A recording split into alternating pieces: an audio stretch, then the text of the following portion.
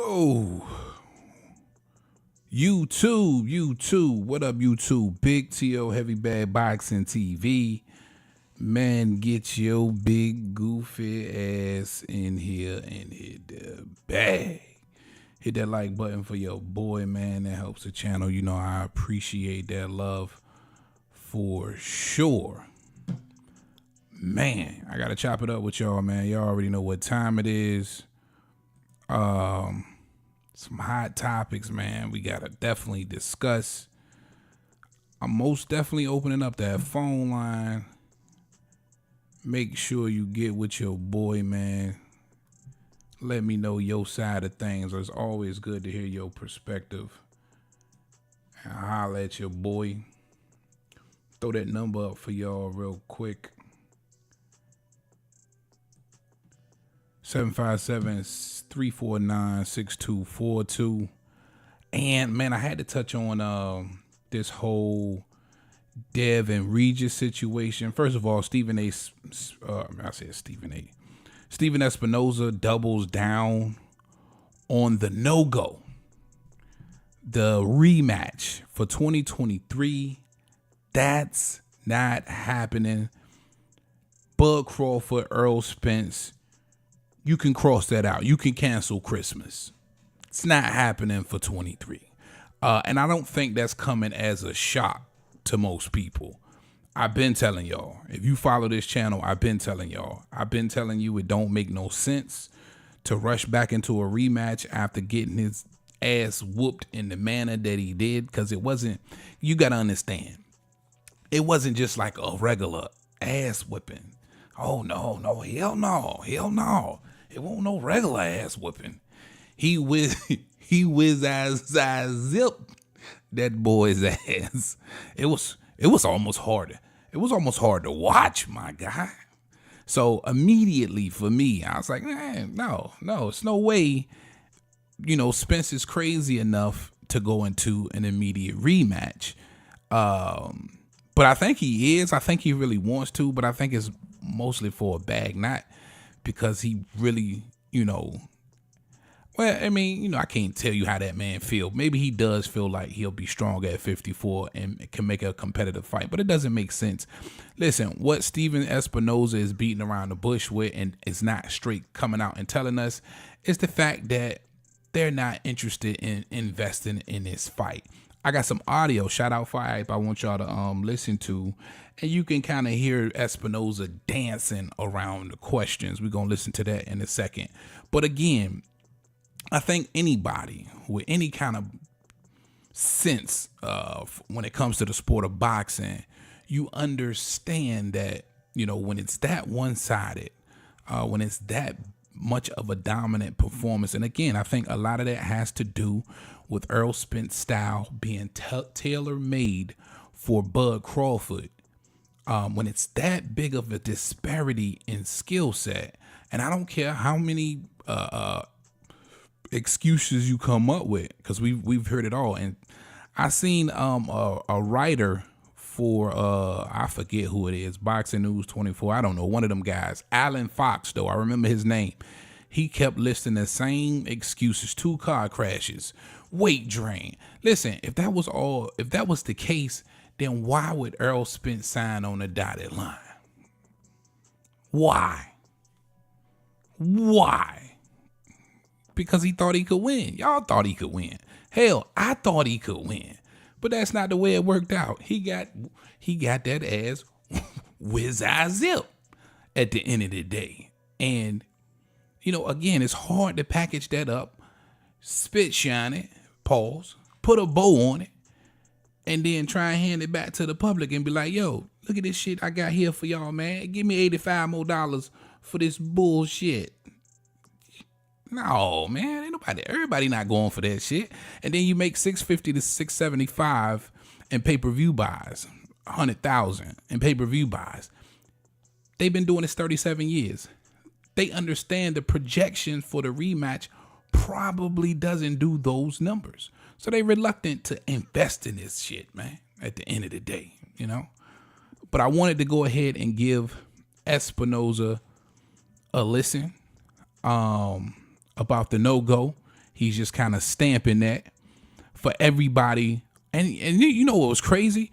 People in comment, y'all crazy as hell, man. Y'all arguing me up and down about this fight was going to take place in December. And as much as I kept saying, no, it's not going to happen in December. It's not happening in December. You idiots, you fools kept talking about a December fight. Like that shit was really going to happen in December. Come on, Cole. You stupid. All right, let's give Espinoza a listen real quick on the no-go.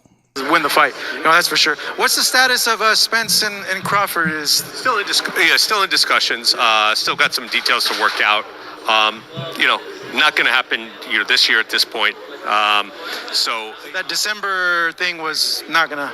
Yeah, I mean, it's there, but I'm not sure anyone felt really pressured to do that. But I think we're getting. Hold up, wait a minute. Let me run that back for y'all. Also, phone line is open, 757-349-6242. Let me know how you feel about it. Win the fight, that's for sure. What's the status of Spence and Crawford? Is still in discussions. Still got some details to work out. Not going to happen this year at this point.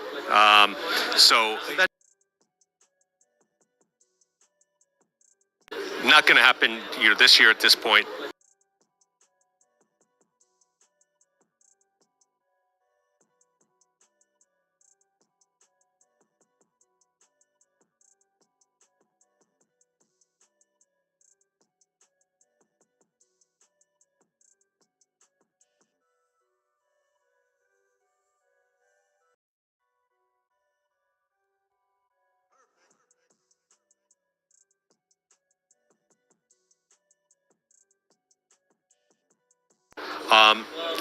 Not going to happen this year at this point. That December thing was not gonna. Yeah, I mean, it's there, but I'm not sure anyone felt really pressured to do that. But I think we're getting to mid-October, so pulling off a December pay-per-view where you don't have it in place by mid-October is a challenge. So I think conversations will continue and probably look at 2024.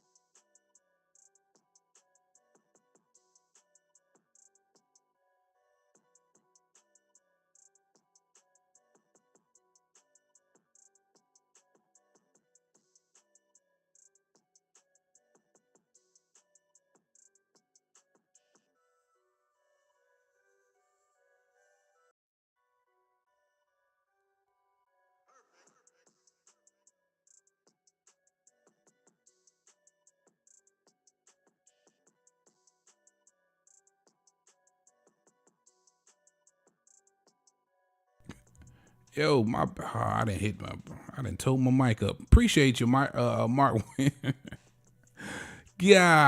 damn. I got so many of these goddamn joints, man. I probably hit the wrong one. I don't even know when it cut off, man. I'm sorry. I apologize for everybody in here still with me. I don't know if y'all. So my mic was off, but you probably heard the audio, right? And I was just reiterating what Steven Espinoza was saying.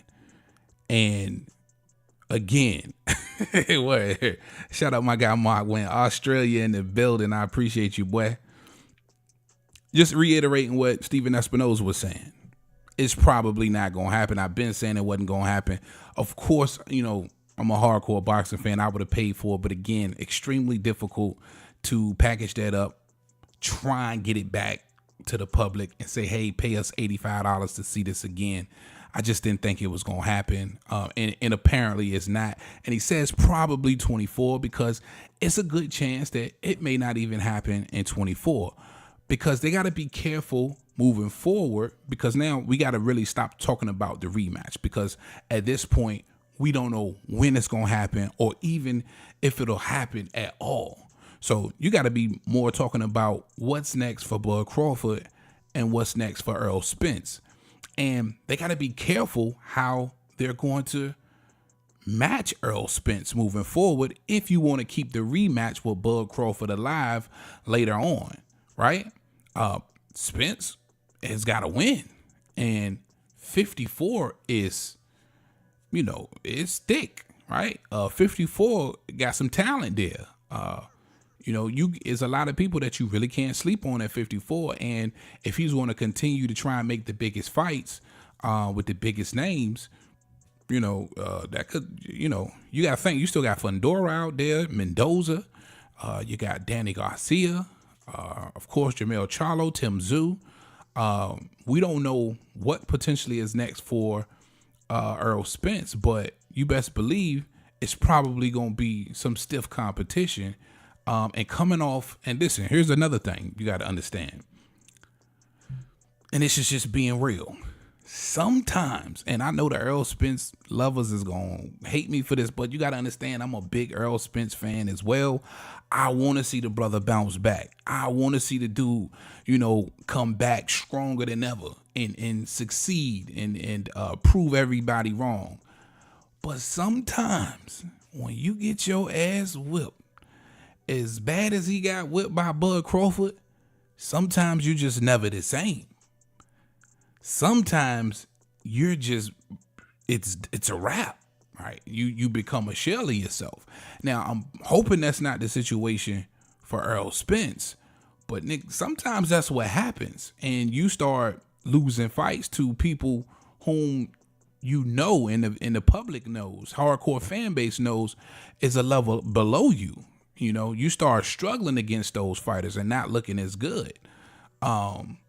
So only time will tell if that beating Bud Crawford put on Errol Spence has any lingering and lasting effects or if it's actually changed him.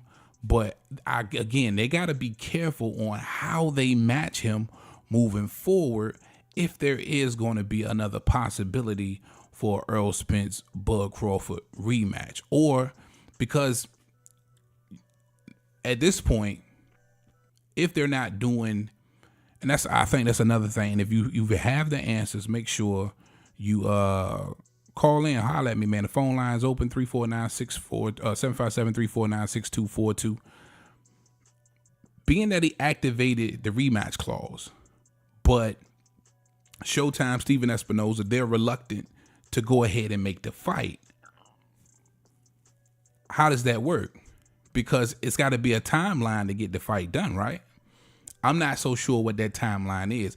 And if it happens to be third or fourth quarter in 2024, is that activated rematch clause still valid? Right? Because at that point, Bud Crawford could just be like, man, the hell with it. Especially if Errol Spence in his next fight or next two fights either loses or don't look good. Right? So they definitely got to be careful on how they match Errol Spence moving forward. Because again, we have to, the rematch is done. For those of you who just coming in here, let me play this for you again real quick. Win the fight, you know, that's for sure. What's the status of Spence and Crawford? Is still in discussions. Still got some details to work out. You know, not going to happen this year at this point. So that December thing was not gonna. Yeah, I mean, it's there, but I'm not sure anyone felt really pressured to do that. But I think we're getting to mid-October, so pulling off a December pay-per-view where you don't have it in place by mid-October is a challenge. So I think, conversations will continue and probably look at 2024. Again, it's a wrap. Probably look at 2024. More than likely fourth quarter of 2024. You can get a fight or two in before then. It's October. Depending on what they want to do with Errol Spence and what he wants to do. But again, for everybody who's arguing with me in the comment section about this rematch and Errol's fighting Bud next, that's got to happen. It's not happening. Like I told you, it's not happening. Again, we got to start focusing on what's next for Bud Crawford. What's next for Errol Spence? If it's a fight that you would prefer, shout out my guy Cornelius Burnett in this chat. Salute, my guy. Appreciate you for popping in here. Make sure you call the show, man, if you got any questions or you can help me out. We got to start talking about what's next. And also put it in the chat, man. Who would you like to see Bud Crawford fight next? Who would you like to see Errol Spence fight next? But again, they got to be careful with how they match Errol Spence moving forward, because everything about what he does next is going to be predicated on the actual rematch with Bud Crawford. And again, I'm not so sure. Fourth quarter comes along. Is that activated rematch clause still valid? Maybe it expires if he does another fight, which it appears he's probably going to have to if he wants to stay active. I doubt either one wants to sit on the shelf until this rematch is done, because as of right now, according to Stephen Espinoza, it doesn't look like there's no time frame. There's no date. There's no nothing. Nobody knows when or even if this rematch actually happens. I mean, Cornelius in the chat, he said, "Where Crawford versus Boots." Hey, listen, he holding on to the scraps. Bud still undisputed at 47. That makes a lot of sense to me. It doesn't make a lot of sense to Bud, and unfortunately for Boots, I feel for the brother, man. He's him and David Morrell are kind of like in the same situation right now. High risk, low reward. It sucks for Boots, and I'm hoping maybe Bud Crawford to stay active. Maybe probably at least thinks about taking this fight, because for Boots, you want to believe in the ranking system. You want to believe that all of the hard work he's put in at 47, he eventually will get a shot at something. And especially if Bud want to hold on to the belts. If you want to be undisputed, you got to defend. You already say you don't want to fight Keith Thurman, who I believe is a mandatory for one of the sanctioning bodies. We know Boots is. If you can't get Canelo in the ring, if Jermell Charlo decides to try and go undisputed 2 times versus Tim Tszyu next, and you can't get Jermell, then what do? You know what I'm saying? You have to defend. So I do like Crawford versus Boots. And if, Boots is as inexperienced as he feels he is, and he thinks, that's an easy win, get it out the way, man, because it looks like for Bud Crawford, the really big fights might be off the table. Canelo is not showing a lot of interest. God knows who Canelo's going to fight next. More than likely, it's going to be somebody whom we feel like he'll beat. I think he finds himself in another situation where it's more like a 70-30 Canelo as far as who you think would win. Yeah. Cornelius Crawford really has nowhere else to go. Unless something spectacular happens. Unless, Jermell Charlo chooses to duck Tim Tszyu. Because at this point now, I'm going to call Jermell Charlo a duck. Now, I know a lot of people not going to feel like it's a duck if he's fighting Bud Crawford. But you got to understand, that fight with Tim Tszyu was already made. Then he hurt his hand, right? Cool, you hurt your hand, you got to recover. But during the process of recovering from that broken hand, he got the call for the Canelo fight. Can't nobody be mad at him for taking the Canelo fight. You know what I mean? It's Canelo. It's a big payday. This is Canelo. This is Tim Tszyu. This a bigger payday. Canelo's way tougher on paper. He's a top 10 pound for pound fighter. You got to take the Canelo fight. Can't be mad at you. Can't call you a duck. But if you choose to fight Bud Crawford, somebody from a lower weight class, not a champion in your weight division, you're not undisputed anymore. So it's not undisputed versus undisputed. I think you're ducking Tim Tszyu. What makes the most sense is to go get that WBO scrap if you can from Tim Tszyu, and then set up something with Bud Crawford. But in the meantime, Bud Crawford gotta defend if you gonna be there. You know what I'm saying? If you can't make a big fight, and so Bud gotta be, he's got to make sure his next fight is something that his fan base, and most definitely the hardcore fan base, can accept. Now, he already said, listen, man, I don't care what nobody say. I don't give a damn how anybody feels. He's earned the right to pick and choose and move how he wants. I get it. You know what I mean? But, you got to make sure that next opponent is halfway decent, man. You can't just be pulling another David Ivanesian out your ass. Yeah. Crawford did say he was cool on Mel. You know what I mean? He said he was no longer interested because he wasn't undisputed. But of course, if Jermell Charlo go get that belt, at this point, what Crawford said, his ultimate goal was to be 3 times undisputed and fight for a bag. All right. So if he can't fight for a bag, which is you would get 3 times undisputed and a bag for Canelo, he was only interested in Jermell Charlo because he was undisputed. If he can get undisputed, I still think there's enough bad blood there, and enough to build a fight, especially if it's for undisputed for Crawford to take that fight. But as of right now, man, he's Xing everybody out. So again, he says he's no longer interested in Jermell Charlo. He said he'll never give Danny Garcia and Keith Thurman a shot at the top dog, which is him.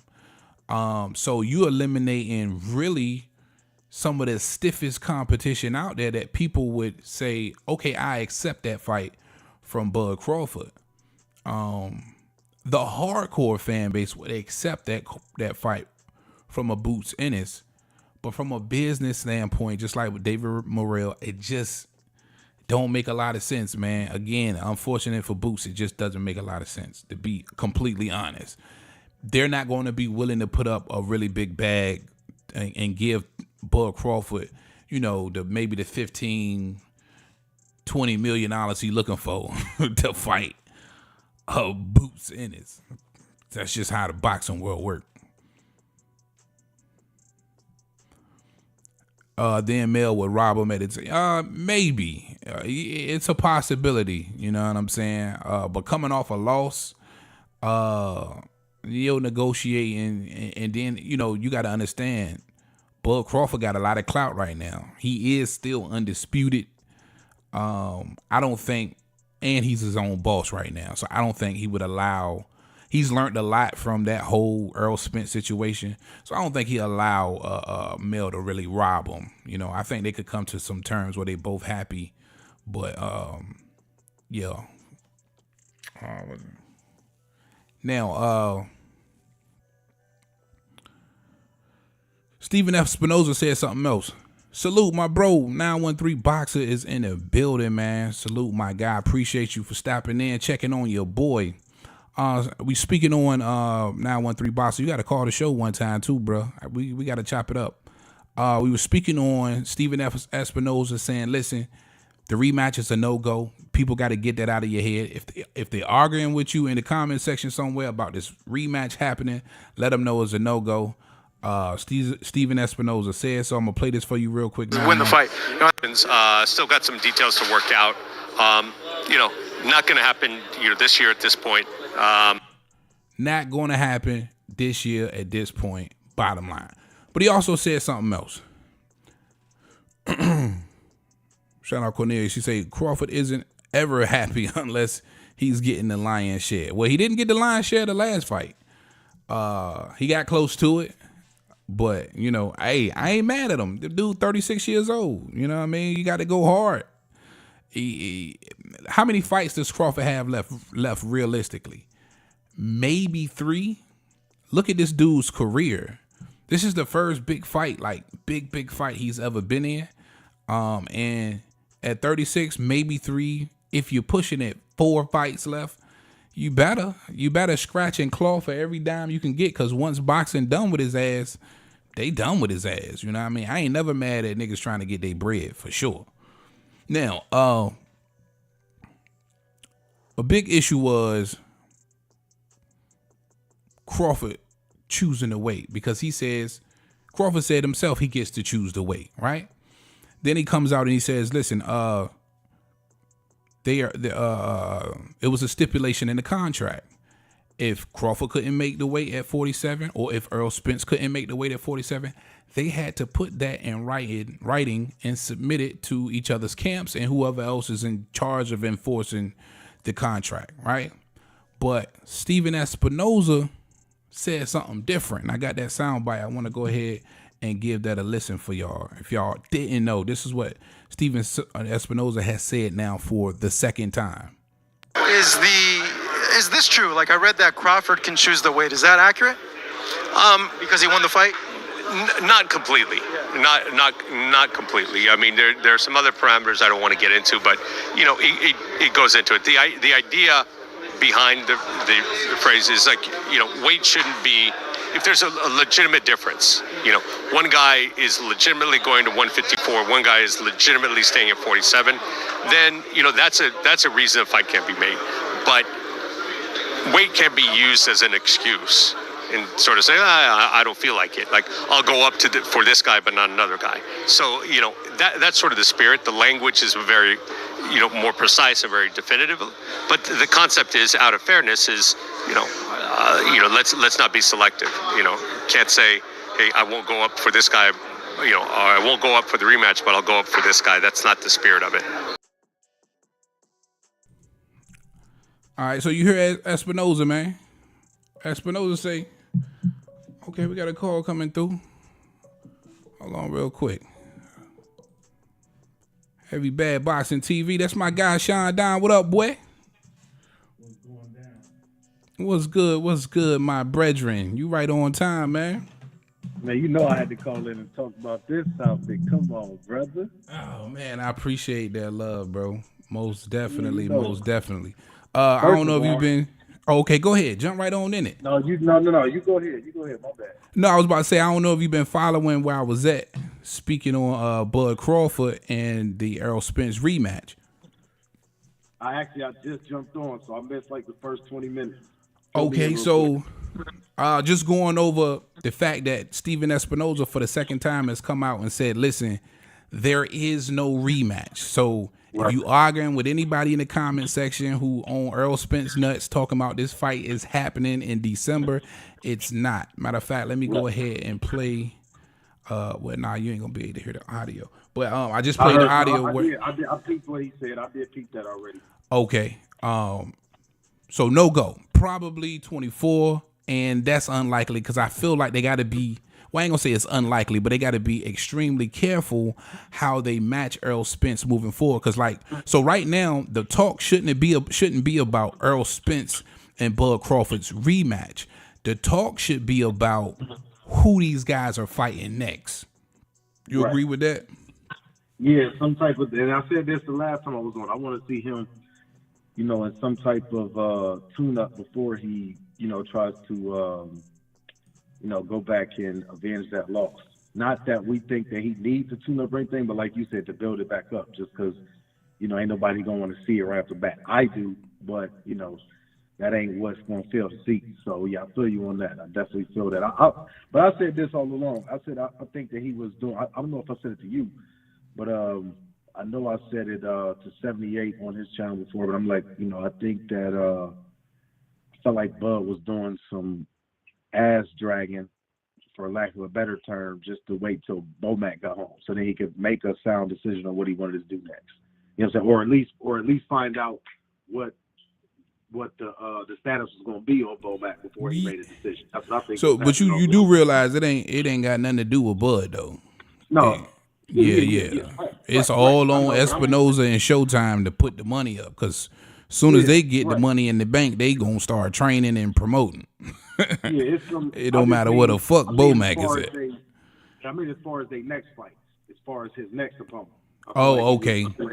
Yeah, I feel like he was waiting to see what Bomac was going to do before, or what that status was before he just jumped in, called out the best of the best, or if he needs somewhat tune-ups. Because I feel like he's going to take some mandatories. I feel like he's going to take a mandatory or two, or not even if it's like a sanctioned mandatory, but like, more like a fan,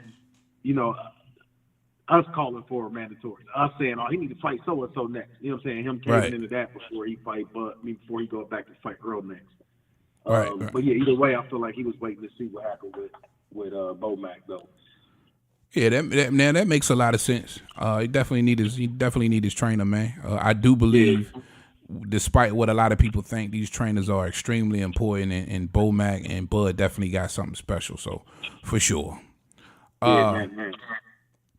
I was touching on another quote from Steven Espinoza, where he says Bud basically can't choose the weight in a rematch, and just to kind of put the rematch situation in bed. But a lot of people was wondering what's going on with the situation as far as Bud being able to and not being able to choose the weight. And I don't know if you heard what Espinoza said. Maybe try and mute your phone and listen on the live broadcast. Make sure you got your headset on as well. You about to play it right now? Yeah, I'm about to play it. I'm about to play it one more time for those who haven't heard exactly what Steven Espinoza had to say about Bud Crawford actually choosing the weight, because he's basically saying, no, that's not how it works. Bud Crawford can't actually choose the weight. So I'm gonna go ahead and play that, and we'll speak about it. Is this true? Like, I read that Crawford can choose the weight. Is that accurate? Because he won the fight? Not completely. Not completely. I mean, there are some other parameters I don't want to get into, but it goes into it. The idea behind the phrase is like, weight shouldn't be. If there's a legitimate difference, one guy is legitimately going to 154, one guy is legitimately staying at 47, then that's a reason a fight can't be made. But weight can't be used as an excuse and sort of say, I don't feel like it. Like, I'll go up for this guy, but not another guy. So that's sort of the spirit. The language is very more precise and very definitive. But the concept is, out of fairness, is let's not be selective. Can't say, hey, I won't go up for this guy, or I won't go up for the rematch, but I'll go up for this guy. That's not the spirit of it. And again, he says that's not the spirit of it. So he basically saying, if Bud Crawford has no real intention of moving up to 54 and staying there, or 68 and staying there, and he still wants to be 147 undisputed champ, then that's where he has to stay. He can't, basically say, I'm gonna go here and fight this guy. I'm gonna go here and fight this guy. A lot, and see what confuses me there with Steven Espinoza. This is exactly what Canelo Alvarez does. Right, I was just thinking in my head, like, who the fuck said we can't? Who the fuck?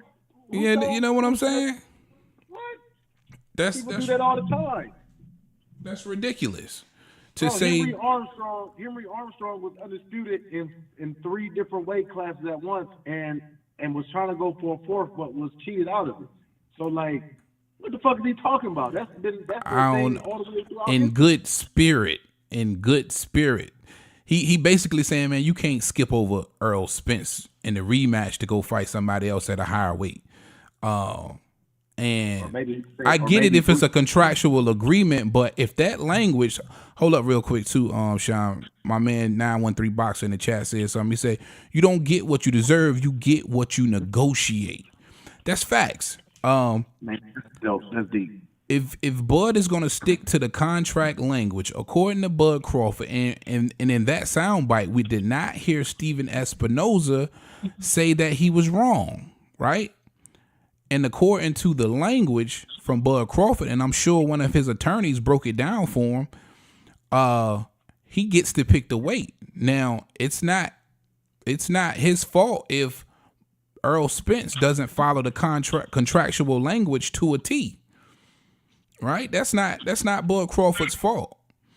And it might Right. feel like a loophole, and maybe it is, but still, it's a contract nonetheless. Shout out my guy Cornelius Burnett in the chat. He say 154 or Crawford will be sued.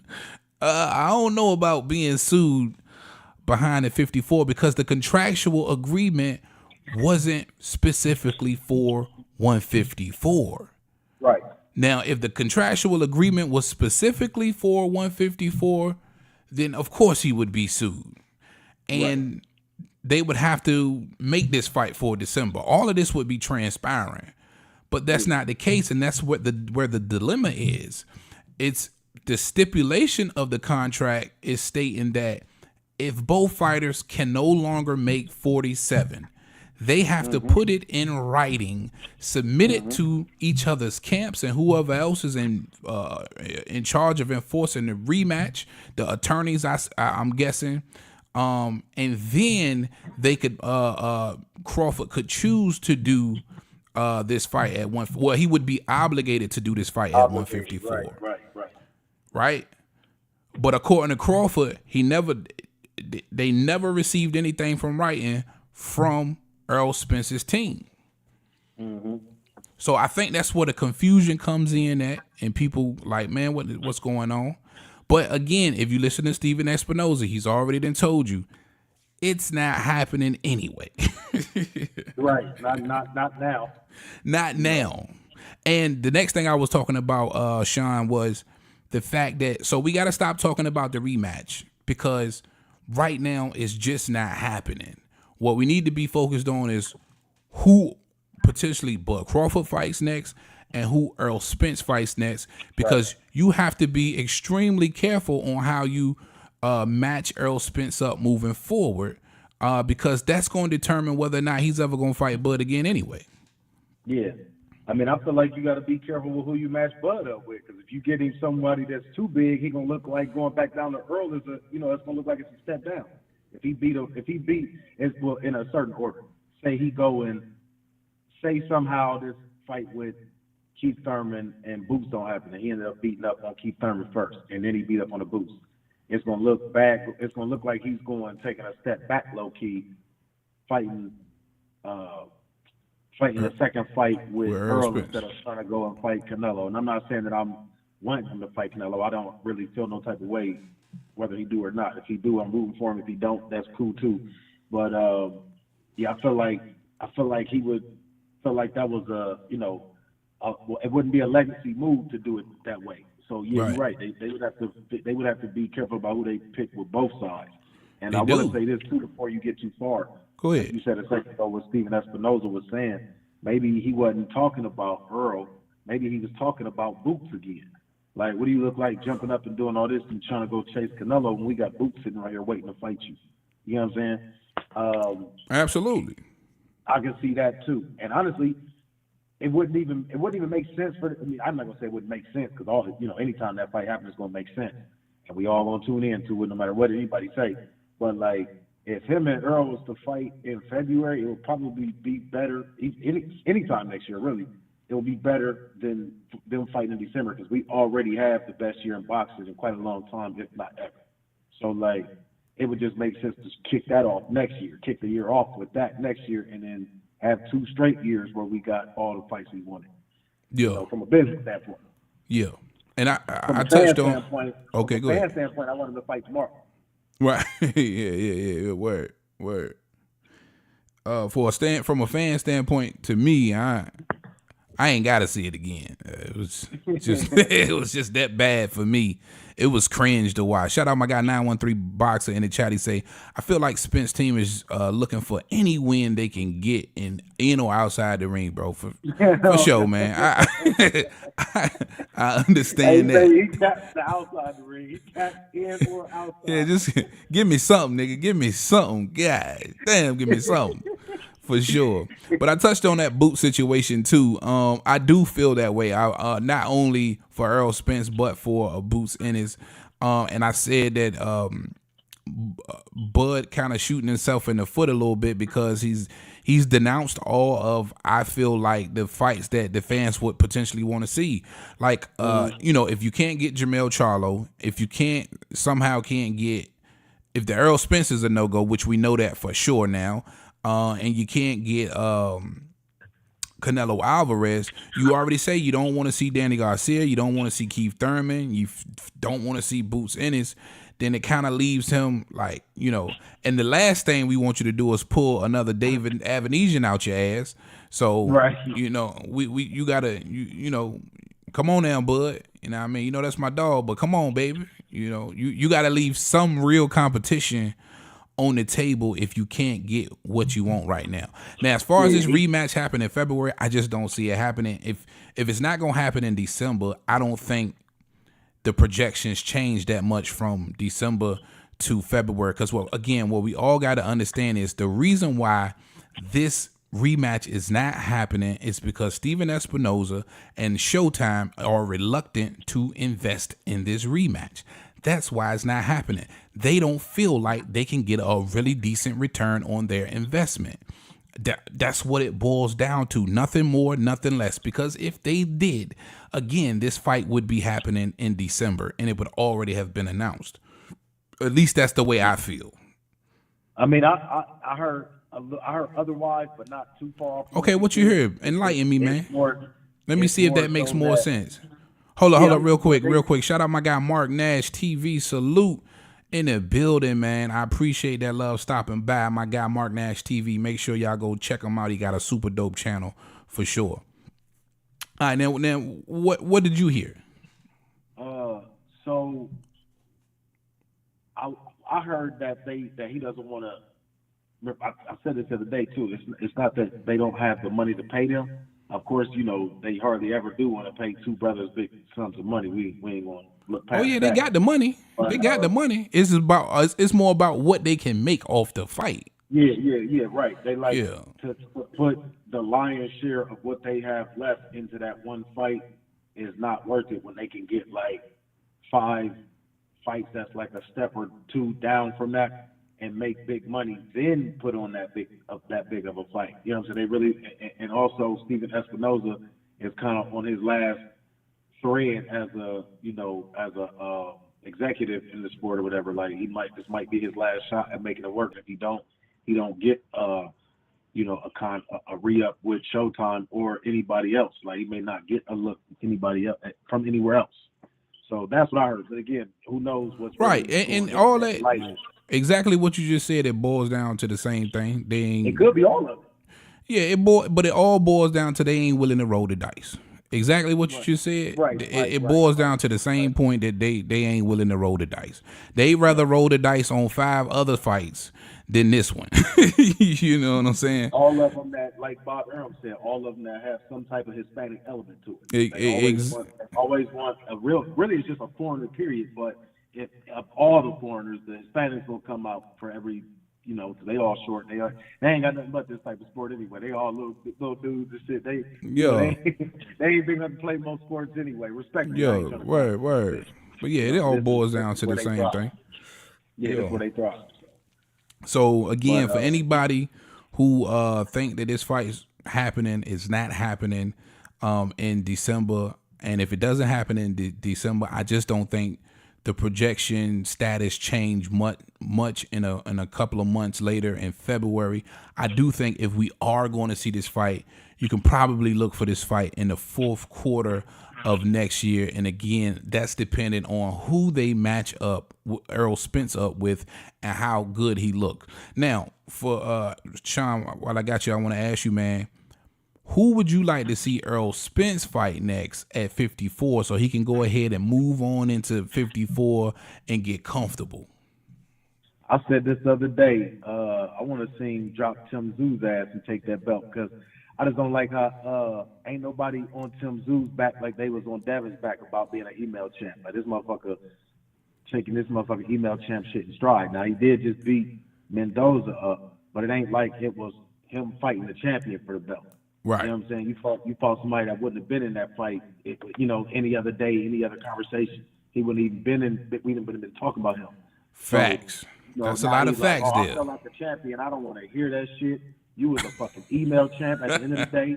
You got to fight fucking Charlo. And that's why I said last week, I want to see Charlo get his fucking belt back. Stop letting these motherfuckers bully him out of just taking his belt and all these mandatories. And you going to get stripped and all this shit. Go fight him for your fucking belt. If you don't, bud, go beat his ass, take that belt. Now he got no choice but to fight you next. Right. Now, I got to debunk that a little bit because you probably missed it. But Tim Tszyu did an interview where he said, and I think this is the difference between him and Devin. Right. So with him coming out publicly saying, "Listen, man, I don't feel like a champion. You know, I won't." Huh? My bad. Go ahead. He's saying basically, I don't feel like a champion. I feel like a champion because he did deem Mendoza to be, you know, top of the food chain when at 54, which I think a lot of us were in agreement there, especially given Mendoza's performance against Fundora, his last 3 fights, all of the upsets. You had to give Mendoza, and that's what I like to do in the sport of boxing. I like to give guys credit when credit is due. You had to give Mendoza a lot of credit. A lot of people pick Mendoza to win the fight. I think you actually picked Mendoza to beat Tim Tszyu. And, you know, he said he'd feel like a champion when he beat Mendoza. That wasn't the case for Devin Haney. When Devin Haney was elevated, you know, he was like, "Yo, I'm the champ." You know what I'm saying? Right. He didn't move like, you know, it was disparaging a little bit for him. You know what I mean? So I guess, you know, with Tim Tszyu coming out and making and wearing that on his sleeve and letting people know he didn't feel like a champ, they probably a little bit reluctant to call him an email champ. But listen, nonetheless, the nigga's an email champ. Yeah, don't get it twisted. Reverse psychology, what he did. He's good at that media game. Like when he was arguing with Charlo about a year ago, and he kept making it seem like Charlo was aggressive and talking crazy. He wasn't, but it was just the way that he was responding to Charlo. He good at that media shit. So like I give him that. But like I said, he was trying to make it. He does that. Come out before, put that on the forefront. Like put that out on Front Street. I'm gonna just put this in the front yard right here. Look, I don't even feel like I'm the champion, but I ain't about to not take that motherfucker and lose my spot. Like that's really what he's saying. You know what I'm saying? Because if I give it up, somebody else will take it. So I ain't gonna do that. But and you're right. Devin was in a better position because he had already won the belt, and it was just egregious the shit they were saying about him, you know, not being on the Pakistan. So he's like, you know what, fuck y'all's belt. How about that? So at the end of the day, yeah, he is in a better position than Tim Tszyu to dethrone it or to throw it away and be like, you know, whatever for it. But yeah, at the end of the day, Tim Tszyu he's still an email champ. I don't give a fuck what they talk about. Until he see Charlo, you know, it is what it is. You know what I mean? I don't think, you know, you gonna make Devin wear it, but not make Tim Tszyu wear it, man. It can't be no double standard. So I most definitely feel you on that point, bro. Yeah, so I just think, I mean, he good. I don't want to take nothing from Tim Tszyu because I actually do like Tim Tszyu. You know what I'm saying? I like his style. You know what I'm saying? He is bad all over again, man.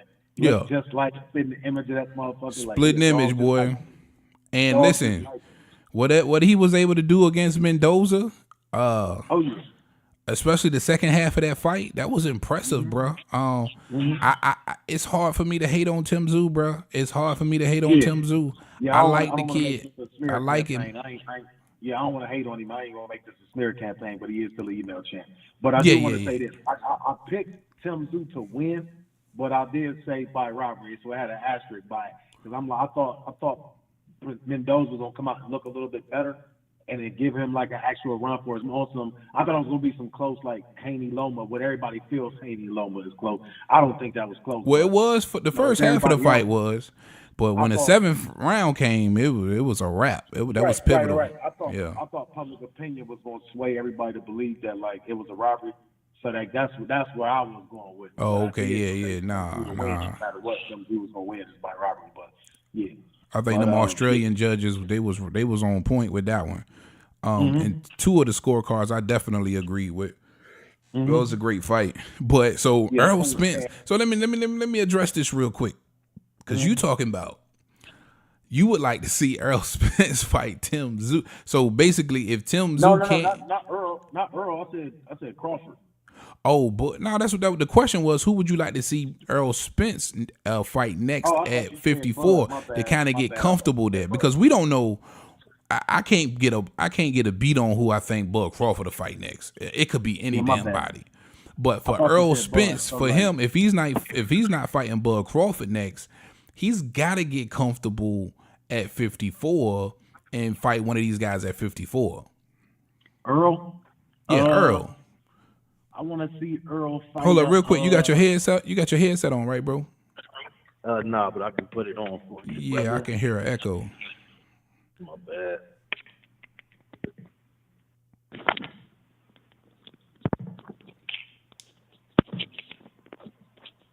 Hold on, man. You know I'm still living in 2013, man. Let me put this. Let me untangle this mug. Right, okay, go ahead. Shout out my guy 913 Box in the chat. He say, only thing Tim is missing is that duck tail like his dad. Yo, yeah, if he had that rat tail joint like Pops had, I wouldn't be able to tell them niggas apart, bro. At all. Yeah, they look like twins. And the granddaddy, I seen the joint, they had his granddaddy up there. I say, damn, like they just keep making the same nigga over and they cloning the same dude over and over again. Oh God, word. That's facts though, man. Okay, at 54. At 54. Next for Earl Spence. If this now hypothetically speaking, which I ain't even gonna say hypothetically because it's not happening. But Earl Spence don't want to sit on the shelf. He want to stay active. Who would you like to see him fight at 54? I mean, sticking with what he like to say, he say he don't like to fight. He don't like to fight tune-ups. Right. So, legacy.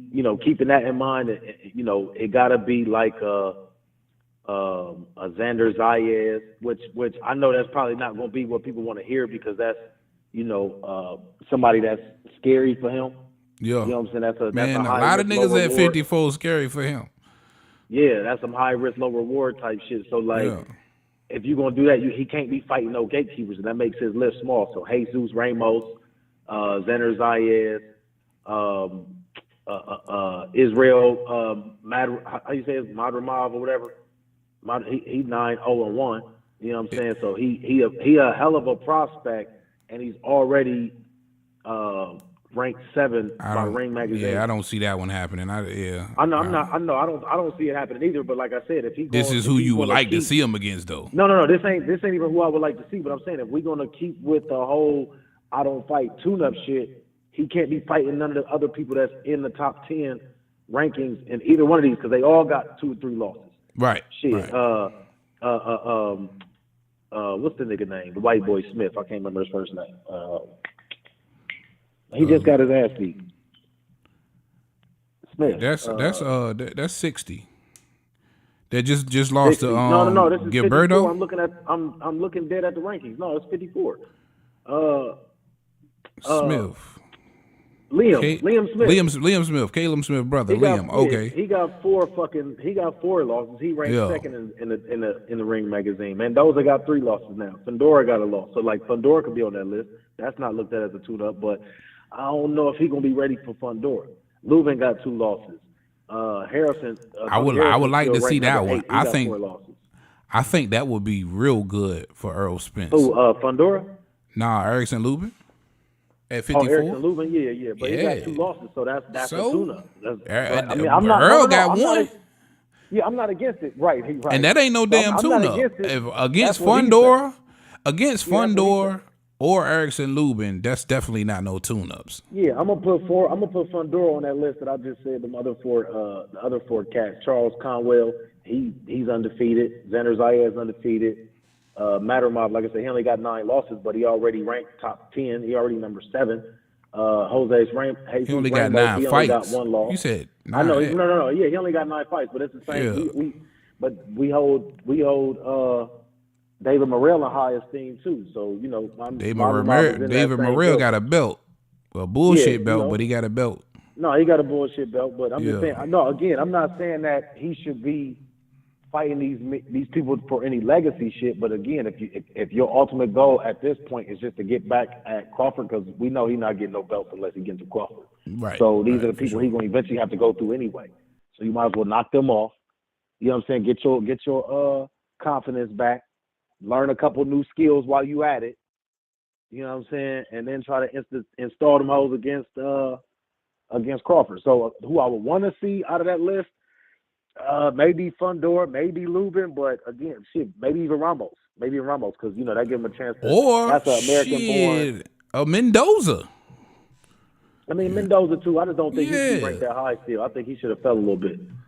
He still got 3 losses. He got 3 losses. He got 3 losses. Liam Smith got. I mean, he is coming off an actual title shot though. You know what I'm saying? I guess that's you know he was just ranked number 2. I just wouldn't be able to call that a tune-up either. You know what I mean? They only doing that because they want to keep him in front of Fundora, who he beat, and Fundora's only got 1 loss, 1 draw. He got 3 losses. So like, I get it. Triangle theory says he's a little bit better, but we can't really be going off that. Yeah, he knocked Fundora ass out. Hold up, real quick. Shout out my guy. Hold on, real quick. Shout out my guy. 2 up, 2 down. V8 in the building, man. At this point, Spence is no position to call anybody a tune-up. For sure. That's facts. Yeah, and Spence is coming off a loss too. That was the exact point I was just about to make. You know, we talk about Mendoza coming off the loss, Spence coming off a loss too. And I just don't believe he can call any one of those 3, which all occupy the top 5 spots, I believe, in 54, a tune-up. Mm-hmm. Yeah, but again, the question is, who do you want to see? Like I said, I'll take a Fundora or a Lubin, maybe even a Ramos. I'd rather have Ramos out of all 3 of them. I feel like he deserves a little bit more. That's a tough fight, man. That's a tough fight. Fundora. Did you think he actually beat Lubin? There's a lot of controversy behind that fight. That last fight between, and I think, what was that, like 2 weeks ago? Lubin and Jesus Ramos. No, Lubin definitely handled him. Lubin definitely got off more and landed more. Like I said, I don't go for the sensationalism. I watch it in slow motion later on when I get my own chance. So like when you actually do the punch count and all that, Lubin won. Okay. They got it right, but you know the court of public opinion is gonna say nah because he didn't let dude beat up on him. You know what I'm saying? It was a boring fight, so to speak. You know what I'm saying? So dude was the more active fighter to the eye, and you know what I'm saying? Everybody. I think it boils down to going to study. It boils down to, because again, the judges don't get to watch it in slow motion, and it boils down to what style you like better. You know what I mean? When you watching it in real time, it depends on what style you like better. Did you like the defense? Did you like the control that Lubin displayed when the fight was in the center of the ring? Or did you like the pressure and the crazy punch combinations along the ropes from a Jesus Ramos, which he did way better combination punching in that fight than the Erickson Lubin. So it just depended on what style you like for sure. But I ain't mad at it. If somebody felt like Lubin won that fight, I ain't mad. If you felt like Ramos won that fight, I ain't mad. My guy, 2 up, 2 down, say Spence versus Charlo is the fight. Wow. Yeah. But they ain't gonna let Spence cut in front of Tim Tszyu, bro. That's not gonna happen. That's just not happening. Charlo is the champ in the WBC. Spence is only ranked the 3rd. He got 3 people in front of him. He got Mendoza, who's the interim. Conwell, who's undefeated. That's he's the number 1 contender. And then Serha, I ain't heard of this dude. Bohachuk. Suri Bohachuk. Man, I don't know how to pronounce. Yeah, I know who you're talking about. He tough too, though. 23-1. Yeah, he's 23-1. His last, he got 5 knockouts in his last 5 fights. Well, 5 fights. I'm about to say he on the KO streak right now. Yeah. I thought about them TKOs, but you know what I'm saying? He's still doing his damn thing, though. So Fundora so you say Jesus Ramos, though. You would like to see Spence versus Conwell. Like Conwell, he got to fight in this order. He got to fight Conwell, then Fundora, then go beat Tim Tszyu if he's still hanging around with that belt and ain't got put down by Charlo and Crawford yet. Oh nah, it got to be in that order though. That Spence name too heavy. They ain't gonna make him do all that. Man, I mean, but ideally, to get back to Spence, you know what I'm saying? To get a belt, then he would just fight like Conwell. Would probably put him next to Charlo after that. If he beat Conwell and beat him bad, then it would be against Charlo next. Word for sure. All right. But we, Shout out my guy 2 Up 2 Down. Listen, I had Ramos winning too, bro. I just like his style a little bit better. I thought he did great work against the ropes. So I feel you there. He said Charlo should have been stripped of all them belts. What? Well, damn, man, you hard on Charlo. Damn, nigga. What the man do? Why he got?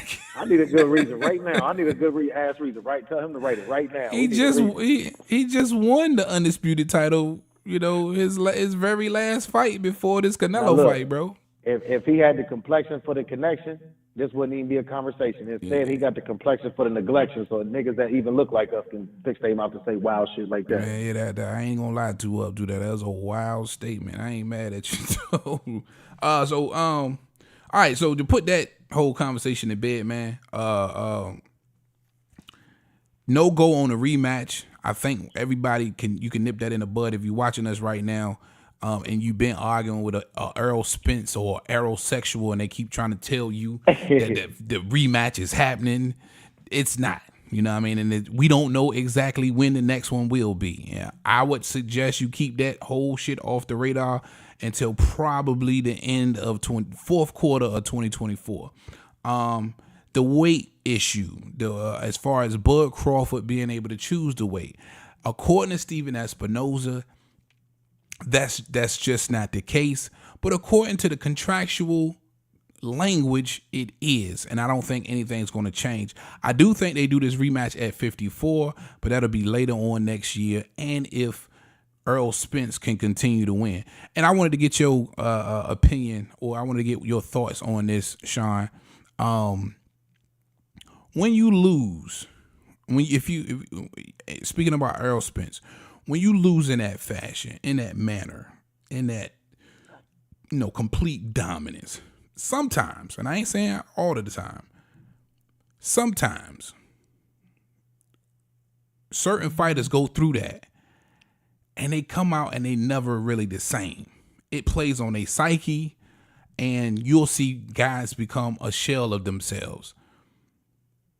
Do you feel like potentially that is what has happened to Earl Spence moving forward?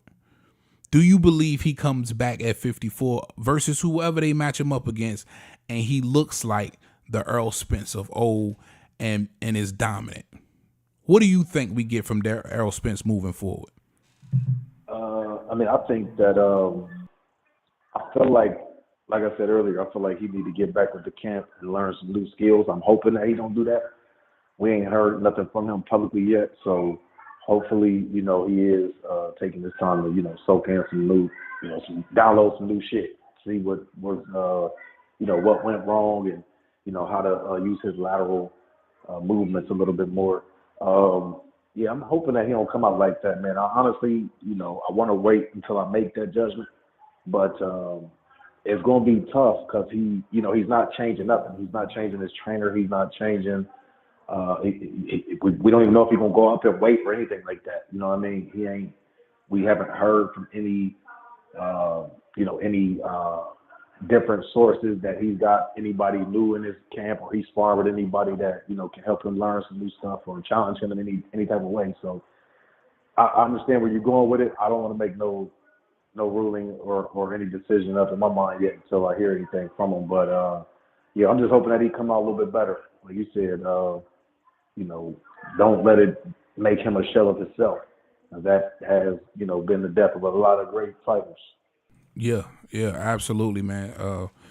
And, it plays on your psyche, man. You're going through your very first defeat. And sometimes if you lose a close fight and it's competitive, you get that fire burning and you want to come back 10 times better. But sometimes when you lose in this fashion, your very first loss, and it's a dominant performance, it's a landslide, it's a pure ass whipping, I do think, that changes a fighter. Now, for me personally, I'm hoping for the best for Earl Spence, because again, at the end of the day, I'm a big Earl Spence fan.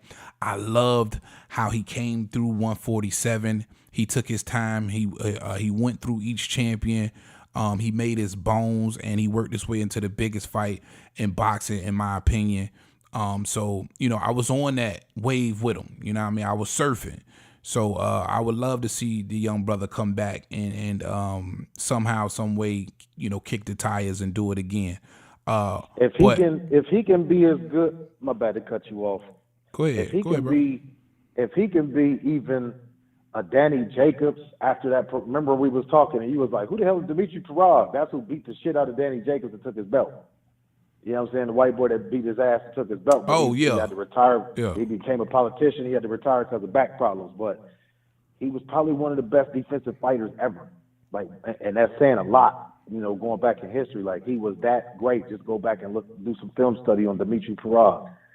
He made Danny Jacobs look like a fucking rookie in there, and it's reminiscent of what Bud did to Spence. So, like I said, as long as I don't think Danny ever came back and won another belt after that. I'm about to look that up real quick. I don't think he won another belt after that.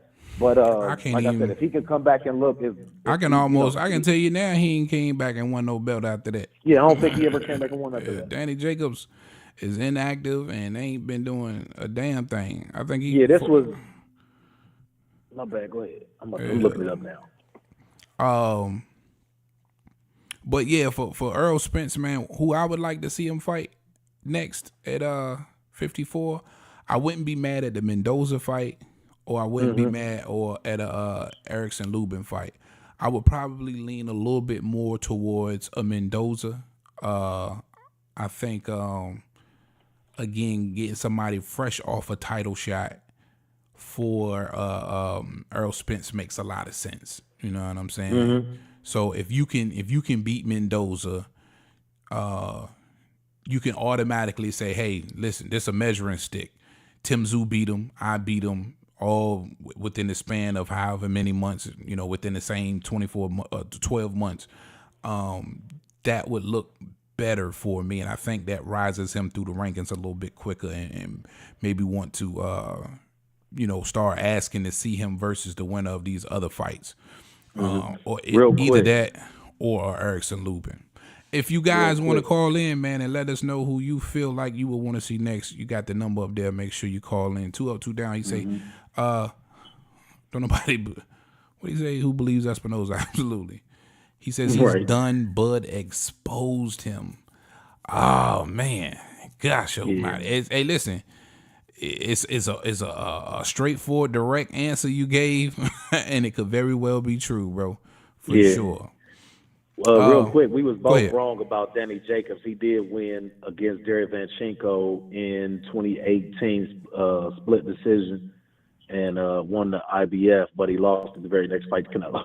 So, yeah. Yeah. That's what I was saying. Oh, well, that's what I was alluding to. I was like, since he lost to Canelo, he ain't done shit. I think he just fought like 14 what's his last fight? That was like his last fight was last year against John Ryder. Lost against Ryder, right? Yeah. Yeah. So he had like what is this? 1, and 2, that's why 3, I didn't 4, understand. 5, 6, 7, 8, 9, 10, 11, 12, 13 fights after Parag. He got his next title defense, but he lost to Triple G. That Parag, he was still going through growing pains, man. Yeah, he would have. If he would have fought Parag in his prime, I think it would have been a different story. I mean, that was his prime. He was 20-0. That was his prime for real. But that just knocked him off. So like I said, if so, like I'd say, like 20-0. That nigga was still is sick. when you still surging. That's when you still surging, but you almost at Parag beat Jacobs prime, when he was full blown cancer patient. He's stupid. He's silly. Earl is definitely. I feel like Earl is like a tick past his prime. To be honest with you. Now, had they fought 5 years ago, that's Earl's prime. You know what I'm saying? Like when he was bullshitting with Kell Brook and Bud prime Sean too. Porter, and I love Sean Porter, but I'm just saying when he was and Kell Brook, when he was bullshitting with them at that time, that's when he should have been fighting Bud in his prime, in both of their primes. You're right. Because like you were just saying earlier about Bud being 34 and only having a couple fights in him, that's how I feel about Rougarou. And I feel like he knows that. Bud 36. That's why he's going to pull out all this bullshit. We're going to get to that in a second. Bud, old fella. Yeah. Hey, man, I'm 36, bro. What you? You act like I'm you shit, nigga. I'm 40. Put the motherfucker between the eyes. Yeah. At 36, whether you want to believe it or not, you use a little long in the tooth, nigga. No, I feel you. I still pop about a bed like I'm 18. Especially I for a don't gotta professional step or nothing. athlete. No, Yeah. right. No, true indeed. Yeah. But yeah, I feel like Spence was in his prime 2 years ago, and So hold up, let me get this straight. You feel like Spence is no longer I in mean his not prime 2 at years. 33 years old? I think he's like right past that prime. I feel like he's right Damn. past that prime. He getting along in the tooth because again, this is like your prime years in all sports is really during that 26 to 30 range. That those years are really are Hold supposed to on, be your hold up prime real years. quick. Now, Hold up real quick, Sean. I gotta I'll put you on hold. I'm gonna come back to you. We got a caller coming in. Hold on real quick. but Heavy Bad Boxing TV, state your name, gangster. Man, this is 913 boxing, homie. Oh my What's God. up with you, There bro? you go, man. It's about time. What's good, man? What's poppin'? Man, I'm calling in to answer your question about Spence, bro. Okay. Real Yeah, shit. talk to me. It's gonna be a hard road, bro, for that man. Because Yeah. he took such a hard loss, and you don't want to put him back in there with like a puncher. Right. So I'm thinking, man, while he's saying that he'd never fight Keith Thurman. Yeah. Him and Keith Thurman taking that plunge to 154 at the same time would be the best option. You know what I'm Right. saying? Because think of it like this. They both stay out of the ring and both Yup. gonna be ring rust, or either Danny Garcia and just stick with the dance that got you there. You know what I mean? Right, Stick right. with the PBC fighters that got you there. Move up at the same time with these guys. So y'all both can get a feel of the weight class. I Where love y'all, that. where you and Danny, y'all both fought at 147, move up together, boom, and just do it like that. That's the best option, bro. I can dig it. You know what? And I didn't even think about that, man. With Danny Garcia at 54 now, I think that's a real big fight and something that Showtime and Espinoza could get behind, man. That would put some asses in the seats. Danny still sells. They was just talking about how well his last fight did against Jose Benavidez Jr. Yeah, For bro. sure. And if Now you think he of it said like he'd this, never bro, fight Keith Thurman. So, but now that he no longer is a champion, maybe that fight could be back on the table. But man, I like that though, bro. 913, I like that, bro. and if you think of it like this though too, Danny can be like, yeah, bro, I had mental issues, I was down bad, I was fucked up out here, but now I get my second shot at him, and him coming off a knockout loss, bro, that's not too bad of a thing. People say that Danny Garcia is a puncher, but he ain't really a damn puncher. You know what I'm saying? Ooh, Danny? Well, Yeah, I I don't, don't think not as of I don't think he a puncher, bro. not anymore. Danny would definitely he made his bones knocking niggas out, man. But I think now in his later years, I think Danny's like 34, maybe about to turn 35. He ain't getting them knockouts like he used to, and I don't think that power is definitely translate. But when he was fighting like Morales and all of them cats, man, he was knocking cats out left and right at Bro, Morales 40. was like 75 years old, bro. No, I was just saying during that time period. Yeah, but Morales was like 75 years old. Amir was. Khan, nigga, we know what's up with Amir Khan. You know that nigga ain't had no Yeah, chin. So Yeah. he didn't really. I don't even think he stopped nobody since Amir Khan. Man, don't give me the line. I would have to do, do some digging. I'm trying to think. I can't. It Yeah. ain't fresh on the brain right now. I know he ain't got too many knockouts. He don't have like. He might have 20 hey, knockouts. Sean, listening, man. Look up Danny Garcia's record real quick and let us know. But listen, I feel you. I don't think either one of them would be in jeopardy of knocking the other one out, because even though Danny Garcia, you don't feel like he got the power to do anything with Spence, I don't think Spence got neither one of. Well, Spence actually done got knocked out now, and Danny Garcia has never been knocked out. Yeah. Yeah, so bro, I that fight like the would pretty matchup. much. Bro, that fight would pretty much be like me and you, bro. Like I'm like fresh from the liquor store, bro. You fresh from the bar. Yeah. We not in shape really like that. Word. You know what I'm saying? And we can get it in. We can both get paid. Exactly. Yeah, that's true. Because I don't really know That's what all the it is, angle bro. is for Danny Garcia at 54. He was talking about fighting Lara, but that's at 60. You know what I mean? Lara's got a that was belt at 60, right? 60. Yeah. Yeah. So, but Danny's last fight was at 54. it's a lot of competition at 54. 60 is looking a little light, and maybe Danny Garcia is like, all right, man, well, I ain't trying to mess with none of these big dogs at 54. Maybe I'll go to 60 and knock on Lara door. That's more my speed.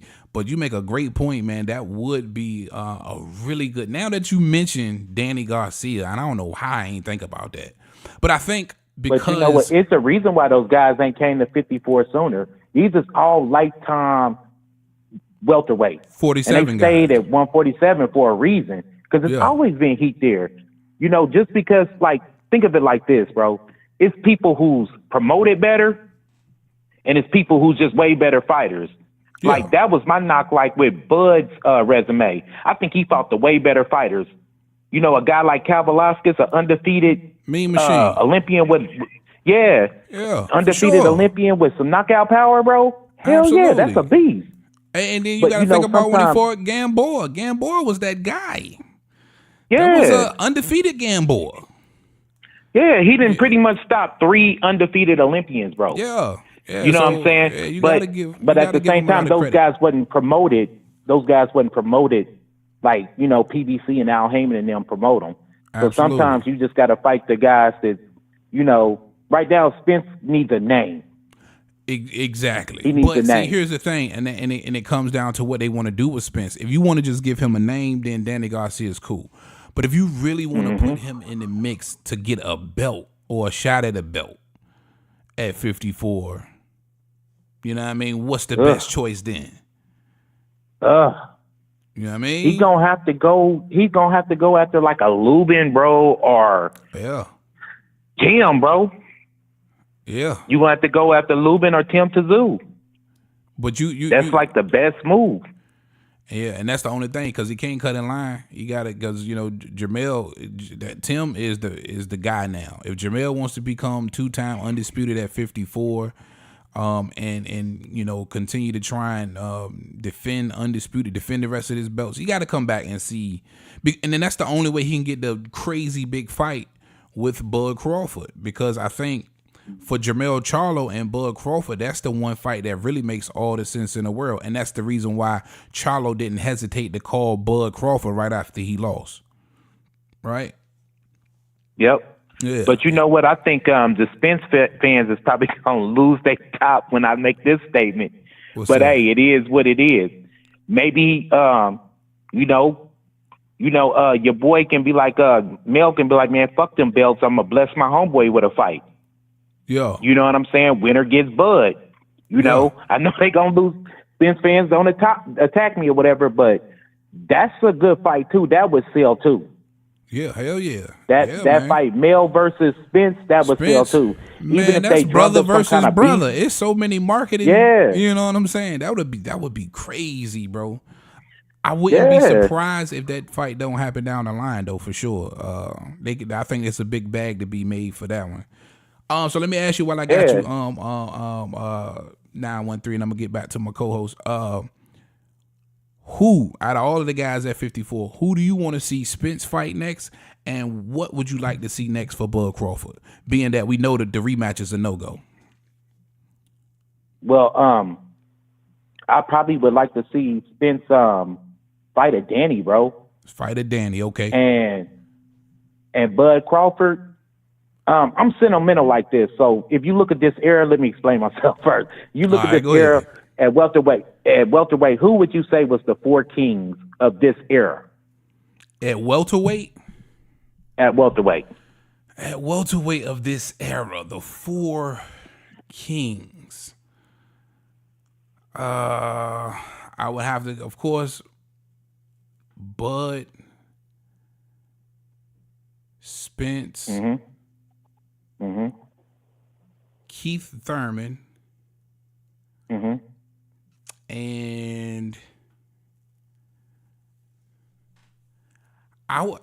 because I rock with that bro, like that, I gotta say Sean Porter.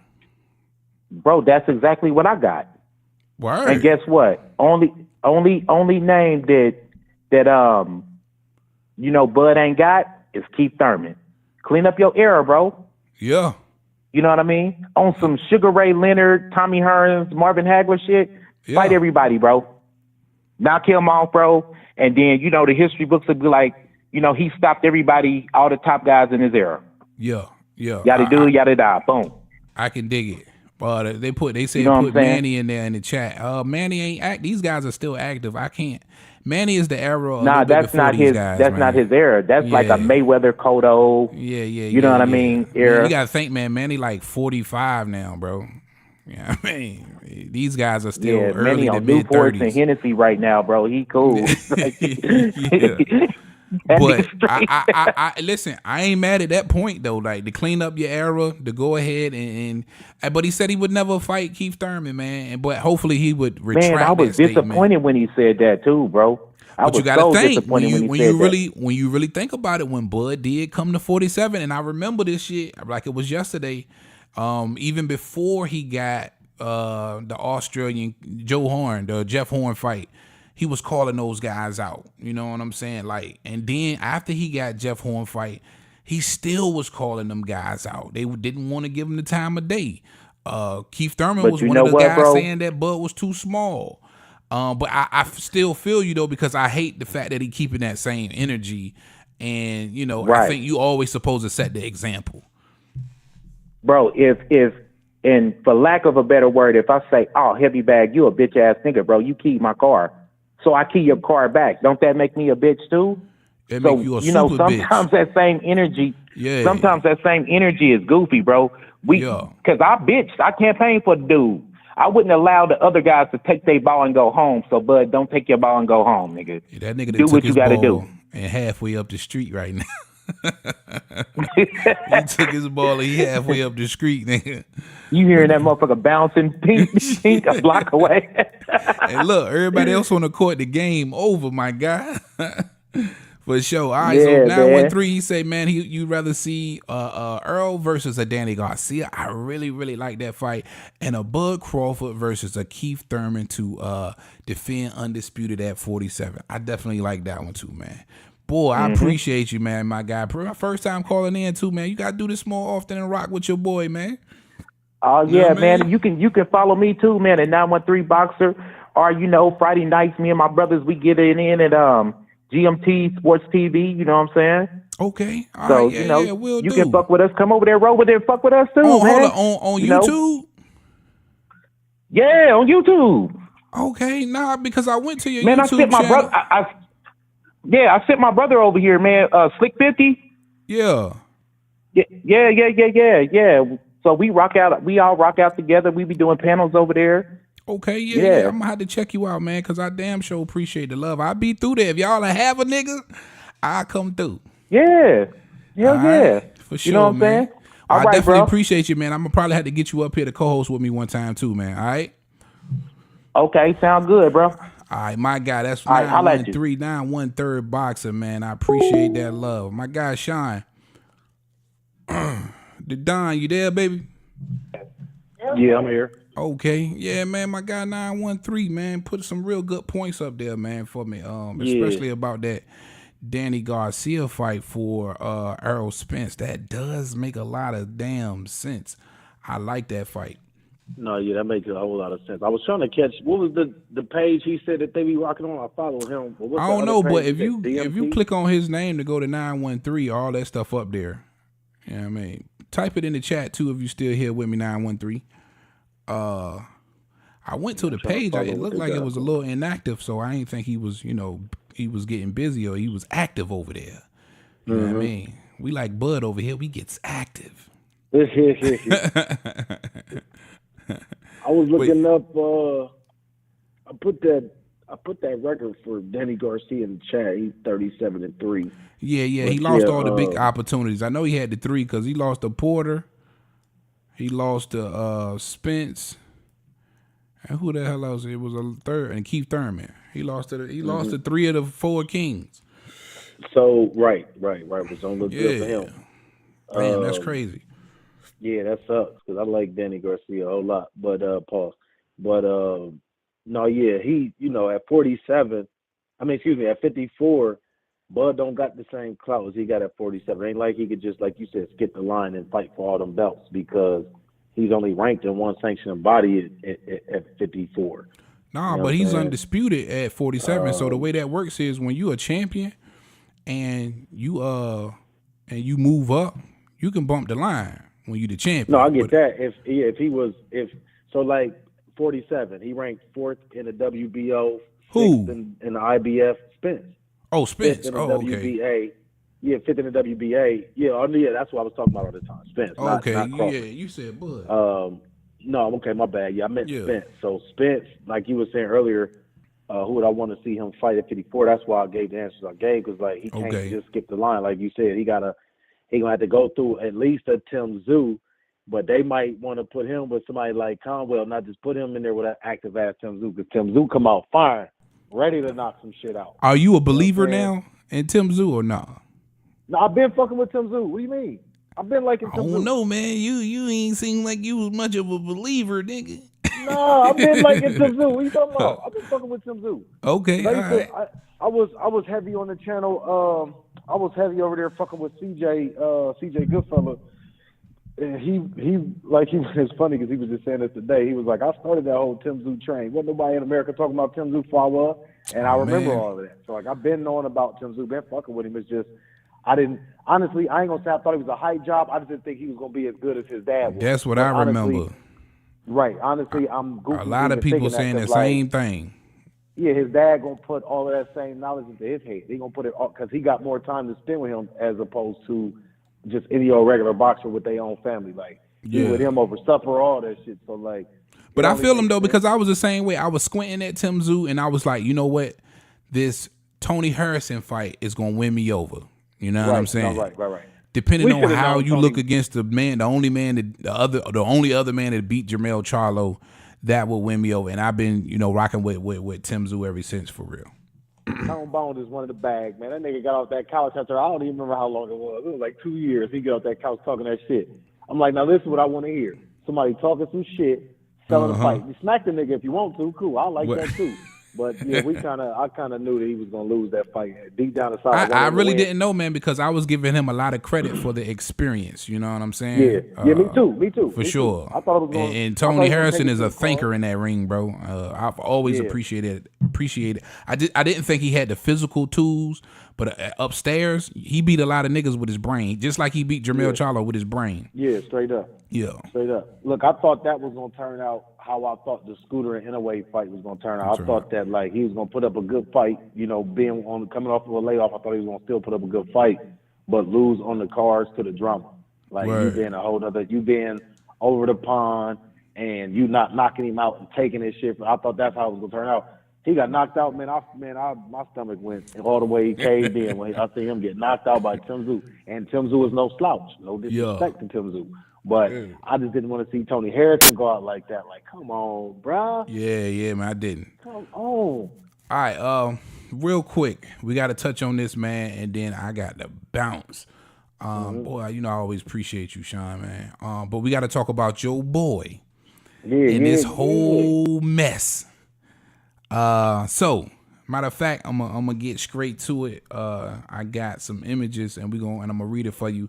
If you don't know, Regis Prograis is accusing Devin Haney of basically expunging his record of a loss. Now, for those of y'all who don't know, early on in Devin Haney's career, he turned pro early and was fighting in Mexico, right? Took fights out of Mexico. And according to Regis Prograis, and this surfaced a while back as well, didn't catch much traction, but now that somebody like a Regis Prograis is saying it, it's catching wind. And like I say, man, everybody feels like with a computer in front of them, they fucking Dick Tracy and some type of investigative reporter. They saying that he paid to have a loss removed from his record. He actually lost to one of the Mexicans in Mexico. Regis took to Twitter. This is what he had to say. He says, so I'm hearing Devin Haney lost a fight in Mexico earlier in his career, but he paid to take it off his record. If that's true, that's the weakest shit I've ever heard so far in boxing. Press conference is Tuesday, tomorrow, and y'all reporters better not let this shit slide. Then he goes on to say, just got confirmation that it's true. Y'all reporters better do y'all research. Then Devin Haney responds. Somebody taps Devin on the shoulder like, yo, Regis on the internet talking crazy. He said, listen, only a dumbass would believe some shit like that. This info is coming from Rolly. That should tell you enough. Then Progray says, listen, I didn't talk to Rolly about nothing. Matter of fact, fuck you and him. More people know about your little secret than you think. Hashtag fraud. Hashtag 29 and 1 15 KOs. Yo, boy, Devin Haney. Now listen, because I'm about to let you have the floor, and because I know you got some good input on this. I'm gonna say this though before I let you go. I don't believe it. I don't want nobody to think that I believe it. You got to do a whole lot of proving to me. You got to have something solid to prove to me that in fact happened. But if it did, it's detrimental. Sean? Come on, man. Because I was gonna start off asking you, like, man, you really believe this shit? So I'm glad you prefaced it with that. Oh yeah, I'm glad you threw that caveat out there. So look, this is what I'm gonna say. Yeah, man. Hell no. I like points. Devin. First of all, yeah, 4 points though. First of all, how the fuck you find out first? Woo. How the fuck you find out first? And then he talking about if this is true, da-da-da-da-da. And then he like, oh, I got proof. Y'all better do y'all's work. Why the fuck we got to do work when you can just drop the fucking proof that you just got? Motherfucker. Third of all, excuse me. Why old media ain't find this out first and pay a nigga $500,000 to get that information up? $250,000 to get that information up. Let me get that video. Here you go. We can't wait to smear this. We've been trying to public opinion. We've been trying to hang this nigga since him and his dad got here. We don't want them niggas nowhere. We make the whole internet hate this nigga for no fucking reason at all. And they feed right into it. Why the old media not on this? They not even coming behind him like, yeah, you're right. We paid the guy to get that video. You're right, motherfucker. Fuck you, Devin. Like, this can't be true, bro. Old media is not even in the vicinity of this story. Like, they would never go out and speak about that man's name like that. The great fighters in America and Ukraine and motherfucker Australia couldn't even do it. You talking about a Mexican down there did it? Respectfully, a cab driving Mexican? Come on, man. And why would you bring this out now? Like, that don't do nothing but diminish your I heard time. the Mexican name is I heard the Mexican name was Hector Mundecta Garcia. Yeah, right. and if he did lose to a cab driver, you know what I'm saying? How the fuck does that look? A nigga that sells fruit on the side of the road. How does that look if you beat Devin? That didn't do nothing but diminish your shine right before going into it, goofy. So this is what I meant when I said the last time. Why you got to sell fruit on the side of the road, man? And then get up and fight on Saturday. You know what I'm saying? Like, this is what I was saying the last time we talked when I said Regis always got his fucking foot in his mouth. You know what I'm saying? And then he go out and then get into the damn accident this morning and shit. Like, he don't want this fight to happen, bro. He did not want this fight to happen. Nah, I don't know, man, because I think he tried to get ahead of that, man, because the way I was kind of glad he did it because he was like, look, I'm making this video. I ain't hurting nothing. You know, ain't no the jeopardy. The fight ain't in jeopardy. I'm just saying, you know what I mean? He was basically putting a commercial out for G-Wagon. You know what I mean? He was like, yo, my car is just fine. The car that hit me is messed up. He hit me hard, but I'm fine. You know, I need, before this gets out, I need everybody to know that I'm cool. That's basically what he was doing.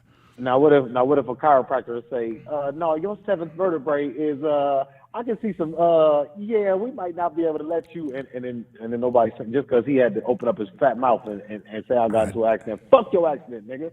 If you ain't hurt. I doubt that, man. I think Regis is as tough as they come, bro. That's a tough bastard, man. I like Regis, man. I think he a dog. I think he a fucking I think he a junkyard dog. He a junkyard dog. I hate the fact they ready to make him a gatekeeper. I hate the fact that he came out publicly with this, and but maybe it was genius. You know what I mean? At one part of me want to say, hey, you know, even though it's taking a big shot at somebody's legacy, something that somebody takes so much pride into, and you really just throwing gasoline on the fire. If it was no real true bad blood between them two before, it most definitely is now. And it's getting everybody talking about this situation. Cause like, I don't know if you've seen or been watching, but this news been spreading through the boxing community like a wildfire, bro. And I don't know if it was just dumb as hell or it was it was genius. I mean, you know what I mean? Anything that's anti Haney, oh yeah, it's gonna spread like wildfire. You know what I'm saying? Anything that's anti Haney, they gonna Man, pick it Haney up ain't and that they big gonna of a run. target, man. There's a lot of people that rock with Haney, bro. It's a lot of people who rock with Haney, There's a lot bro. of people that rock with him, but And some of the biggest boxing channels on YouTube rock with Haney. Right. So everybody else should just follow suit and see that ain't nothing to right. Again, nobody should be hating on nobody, really. Right, Like, for sure. None of us on the internet got a reason to hate none of these fighters. Absolutely, as far as, like, what they man. do in the ring. So that's again why I say I try not to get to knowing these people personally, because I might get to liking somebody a little too much, and I still try to stay unbiased. But then I might not like how somebody else is moving. And Nah, man, because I feel like I don't like them. I feel like because even and hopefully I'll be getting Keyshawn on the show real soon here. That's what I meant to tell you too. Dope. I got to speak to him. I already told him, listen, I'm never what you do in the ring. I got nothing to do with how we receive one another. You know what I'm saying? Yeah. We cool. If I'm speaking facts, I'm speaking facts at the end of the day. You know what I mean? You can't hold that against me, because all I'm doing is talking about what actually transpired in that ring. I mean, I'm gonna be biased because that's out of my backyard. But any other fighter, I'm just if those relationships were to develop, you can't hold that shit against me, man. I talk shit about my friends right now. Straight up, right? To their fucking face and behind their back, motherfucker. You know what I mean? Shit. That don't mean I don't love your ass. Exactly. That's my homie with the pimple on the back of his head. Exactly. That's him with the ball spot. Yeah. Yeah. That's for my sure, motherfucking man. homie with the ball spot though. But I feel that. So, but I agree with you though, man. And I think, but you know what's crazy though? I feel like and of course I don't believe it is, but I'm just saying, if a shot in the dark, if it is true, he should probably come out and say it now, because you got to understand, once everybody gets a hold of this information, that's what a lot of people dedicate so much time to is trying to debunk this type of shit. So if it's any evidence out there that it actually did happen, and what Regis saying or somebody else said is true, it most definitely is coming to light for sure. No, yeah, they gonna put his. Remember those old rotisserie cooker commercials back in the day? Yeah, motherfucker fat just fall off. They gonna put his ass on one of them, just slow roast his ass, just every day, little by little, and they should if this is true, because that's some weak ass shit. I will say that I love every move that he made so far. Me that too, been man. some weak ass shit straight out of the gate, and again with the same volition. With the same motherfucking energy behind that, they better fry Regis Rougarou Prograve's ass too if this come out to be a goddamn lie. If you ain't dropping no goddamn proof, no video, no links tomorrow during this press conference, bitch, don't talk about it. Absolutely. Respectfully, I don't want him. Zip your face up, bro. I'm calling him one. But just don't talk about it, and don't bring it up, because really this could turn into a slander and libel case. You know what I'm saying? Right. You writing on the internet and saying shit about me and my business, and you know what I'm saying? They all got these damn it was Bruce Vane that said it first, and I swear to God he was right on the money. The branding clauses. They not allowed to go in there and say bad things about each other. You can't even spit on a nigga, smack him, or say his mama a fat bitch or nothing like that at the press conference no more. Like, right. You got to go in there and damn near big up him and, hey man, you got something on your collar. You got to you got to show respect. Man, that's all they ask. Be respectful. That's lame ass shit, man. That's lame ass shit, man. I want to hear motherfuckers say, man, fuck that, nigga. And I get it, because, but see, I think and I feel you though, because that's antics that's gonna definitely appeal to the casuals. That helps sell fights, and help make the sport bigger. So I do agree with you for sure. Anybody that knows me in my personal life, and you do, like, I'm not about brothers hating each other or shit. I hate nobody. Yeah, I'm absolutely. not one of them people that's like, oh man, brothers gotta stick together, but fuck Whitey. I'm not even on that type of time. You know what I'm saying? Because we want them to accept us, and then turn around and say fuck. Well, you got a whole agenda with a nonprofit. Exactly. You know what I'm saying? So I'm not trying to pit no brothers against each other. Yeah. But at the same time, it's like, bruh, it's a part of the sport, man. We love it. It's a part of the sport. Again, we know that this shit be kind of rigged, and I'm not gonna get too specific about things that I think are rigged, or I'm not gonna go that deep. but we know that there's got to be some strings pulled in a sense at times to, like you said, appeal to the masses, get some of these tickets sold. Nothing sells more tickets than bad blood, man. A feeling that these two fighters genuinely just don't like each other.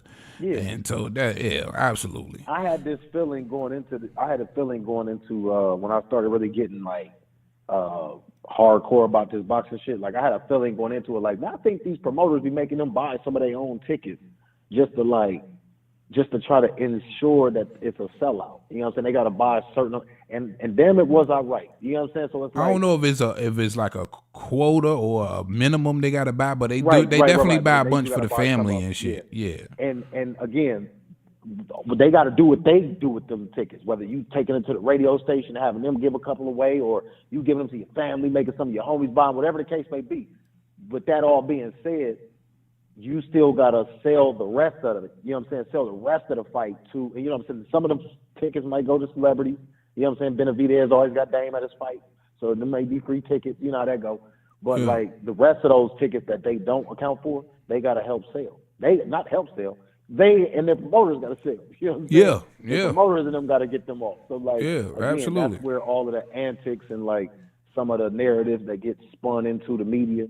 You know what I'm saying? You wake up one day and everybody talking about the same thing, like, and it ain't organic. It ain't like we got no footage. It's just they done made up some shit. You know what I'm saying? Like, those are things, like I said, those are strings that are being pulled, heartstrings or whatever kind of strings you want to call it. Yeah, sell the fight. That's exactly to sell the that's fight. what it all boils down to. That's what I think this is. And I think no more than a string pull. Yeah. And again, sensational. I don't know what kind of angle Regis was going at, but I think it just helps the fight, and again, it definitely creates some real bad blood. Is it distasteful? I think so. You know what I mean? I think it's other ways to sell a fight, especially if this turns out to be false or you can't dig up any kind of evidence on it. But I thought it was interesting to talk about. Of course, we don't believe that it's true. I don't think anybody actually believes that it's true. I think we all are just kind of bracing ourselves just in case it is. That would be something completely different. And again, hypothetically speaking, if it is, I think it's detrimental to a lot of things that Regis Devin Haney got a lot going on. But for the sake of just us as a people and, you know, all of the inspired youth out there that Devin Haney appeals to, I just hope it's not true.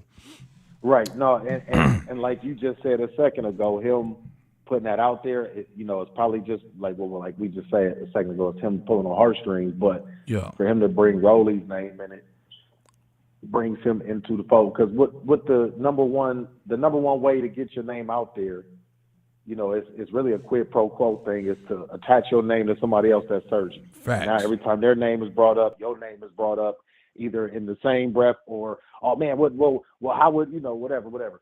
So like simultaneously, Rolly's name. Right.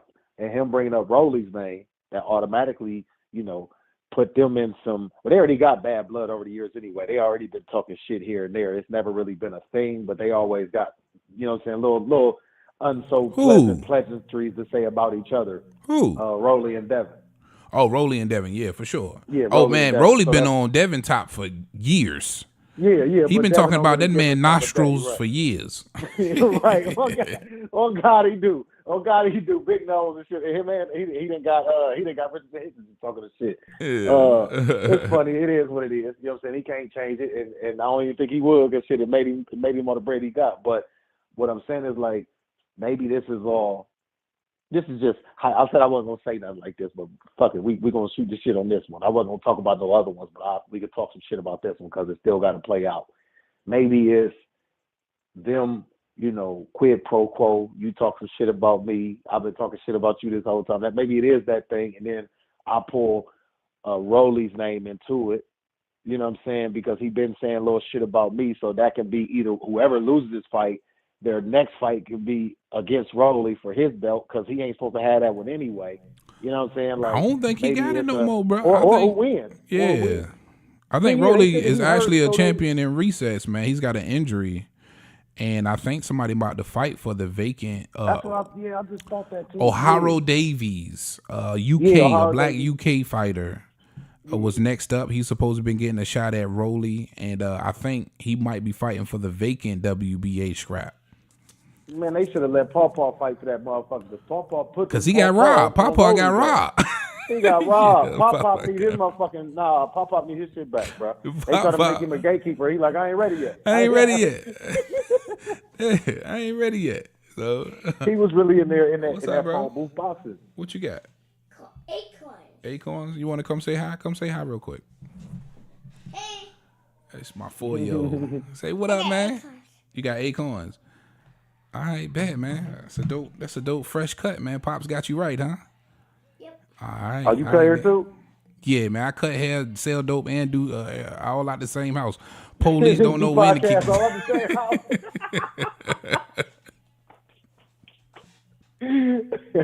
Oh, we. That's what's up. I cut hair on the side too. Yeah. Baby six, sell dope, cut hair, all out the same crib. Police don't know when to kick the door in. No, I'm just don't know when to bullshit. kick this motherfucker in. He paying taxes, so shit. We gonna leave his ass alone. Yeah, right. But yeah, man. Absolutely right, man. Absolutely right. All right, man. I wanted to touch on that, man. I got to get up out of here. My wife done hit me about 3 times since I've been on live. Mm-hmm. It's always a pleasure. Don, I appreciate you carving out a little bit of time to co-host with me on this one. Shout out to everybody that's been in the chat. Real quick. Shout outs. You want to shout some people out real quick? Shout out to you, man. Your platform, man. I appreciate you even considering me to come on this mug, man. I don't give your flowers enough, so I appreciate you for looking out all the time. Yeah. You know, just including me in this whole thing. No doubt, so man. I'm gonna include you with any business venture I got going on. Shout out to Punch. He couldn't make it tonight, but you know we always rocking with him. Shout out to was it 913? If he could drop the name to that page in the chat, I would like to follow them. You know what I'm saying? Keep up with them. Yeah, that's really it, man. You know, shout out to the people, man. Everybody out here listening. For sure. Man. Shout out to y'all coming in here showing love with these likes. You know what I'm saying? We ain't got to hit nobody over the head with the wrench tonight. So, word. You know. I appreciate that love, man. 913, I got to get you a wrench too, man. Shout out Destiny Black. I never seen her in here before. I don't know if it's just a nigga on his girl's account, but if that is Destiny, appreciate you, Queen, for stopping in here. And that's all I got for y'all tonight, man. Again, a big shout out to my guy Sean Don 913. I'm definitely gonna come rock with y'all. Punch Drunk couldn't be here, but we gonna get him here eventually. And I met a trainer, coach out of Atlanta in my last live, Coach Eddie. I'm gonna have him on the show too. I think I want to match him up with you, Sean, man, and talk something with y'all, man. That's gonna be dope. Coach Eddie be calling into if it's the same one. I know he used to when I used to listen to True Media all the time. Coach Douglasville, he out of Douglasville. Yeah, I think that might be the same Coach Eddie out of Atlanta. Yeah. Okay, that's dope, man. I'm glad a lot of that traffic coming this way, man. You know what's crazy? Before I started this channel, I didn't follow a lot of channels, man. Most of the boxing talk that I did get, it came from reading. You know what I mean? I was a Sports Illustrated boxing Bible type nigga. You know what I mean? So GMT Sports. That's what he said. 913 Boxing says GMT Sports. So I don't have a lot of those different relationships with a bunch of channels. You know what I mean? But I'm going to try and explore and get out there and start messing with other people's platforms as well. And maybe you can introduce me to some of these people that you got these contacts with. Man, I follow big and small channels. That's how I found you, man. I just anybody that's unbiased and keep it a bean. I'm a rock with, so it don't even matter how many likes they getting, how many views. I'm rocking. I'm gonna be a like in a view. You know what I'm saying? For sure, man. And that's how I feel, man. I rock with the small channels, man. And that's where you are gonna find a lot of the real boxing talk at. Right. For sure. And real quick, I want to say this too, man. I just hit 8,000 subscribers. Like I always say, man, I couldn't imagine 100 niggas rocking with me and wanting to see what the hell I'm talking about, let alone 8,000. So I'm definitely appreciative of that. All right, so shout out my guy Sean and Don, man. I got to get out of here, man. I appreciate y'all for holding me down in the chat. Heavy Bag Boxing TV. It's your boy Big T.O. I am out of here. You know who I got with me? Talk to him, Roger. Most motherfuckers don't know shit about boxing.